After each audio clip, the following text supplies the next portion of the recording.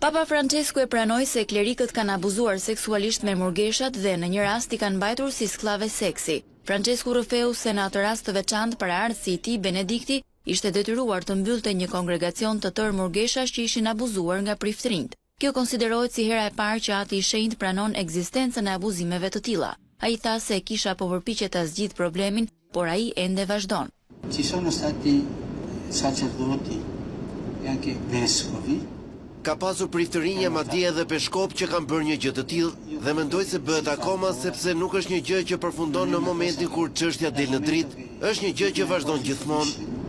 Në nëntorin e kaluar, Organizata Globale e Kishës Katolike për Murgesha denoncoi atë që e quajti kulturë të heshtjes dhe fshehtësisë, e cila i pengonte të flisnin. Komentet e papës vinë në një kohë kur akuzat për abuzim seksual të miturve nga priftërinjt i kanë dhënë një goditje opinionit publik. Sipas Bergolios, kisha e ka një problem, rënjët e të cilit qëndrojnë tek fakti që femrat shihen si qenie të dorës së dytë, por është e vetëdijshme për skandalin dhe po merr masa që ka nisur me pezullimin e disa klerikëve.